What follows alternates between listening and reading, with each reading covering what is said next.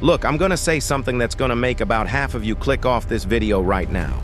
And the Mopar guys, you're gonna hate me, but we deal in facts here at Motors USA, not nostalgia. The muscle car war, it's done. It's over. Dodge packed up their toys and went home. Ford is still building Mustangs, God bless them. But Chevy just dropped a nuclear bomb on the playground. I'm talking about the 2026 Corvette ZR1X. Now, usually, I tell you to ignore the hype. But this isn't a Prius. This is a 1,250 horsepower tombstone for the Hellcat. But let's get under the hood. First up, let's talk about the heart of this beast.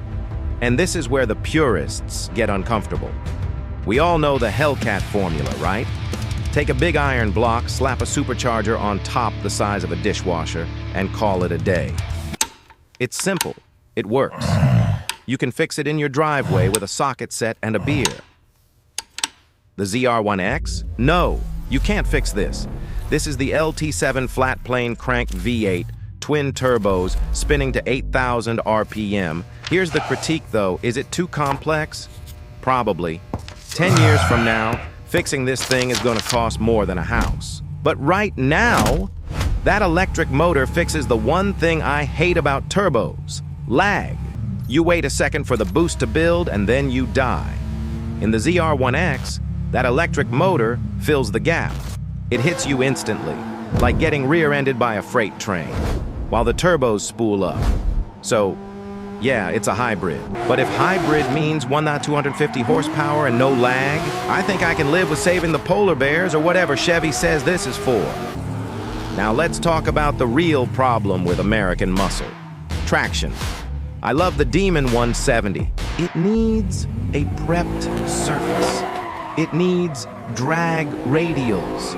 If you mash the throttle on a Demon at a stoplight on a dusty Tuesday, you're not setting a record. You're spinning into a curb and ending up on a Mustang fail compilation. The ZR1X fixes the driver error part of the equation.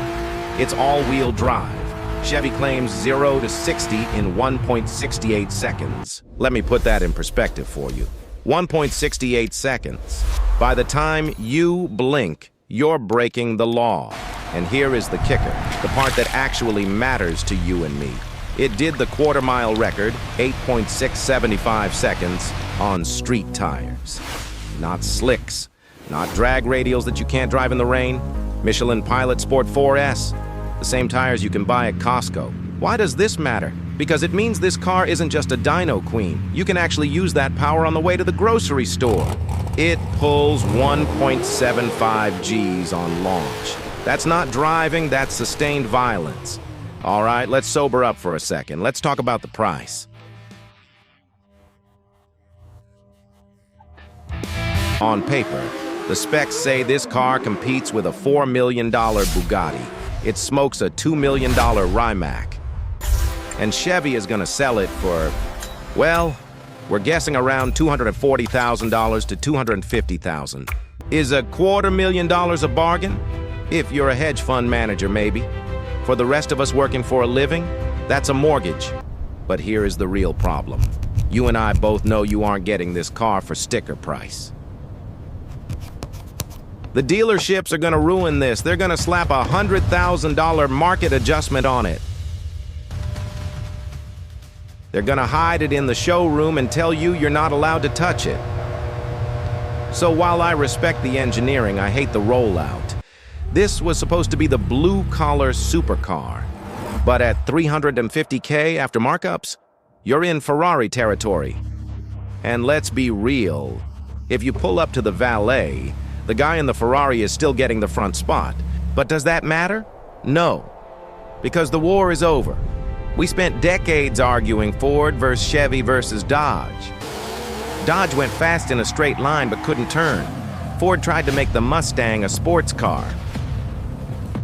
Chevy looked at the Europeans, looked at the EVs and said, "Hold my beer."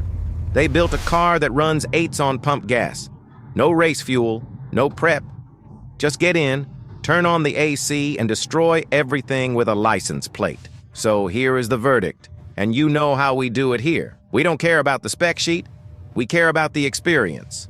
The verdict: buy. Here is why. This is the end of the line. The government regulations, the EPA, the EV mandates, they're closing in. The V8 is dying. This car? This is the V8 going out swinging. It is the absolute peak of internal combustion. If you have the money, you buy this. You don't wrap it in plastic. You don't store it as an investment. You drive the wheels off it. Is it perfect? No. It's heavy. It's complicated. It's expensive. But it's the king. The Hellcat was a sledgehammer. The ZR1X is a guided missile. And for the Mopar guys in the comments typing out your hate mail right now, I get it. The Hellcat sounded better. But looking at taillights doesn't have a soundtrack. At Motors USA, we believe in one thing. No hype, just horsepower. If you want to see us drag race this against a Tesla just to hurt some feelings, hit that subscribe button. Catch you on the next one.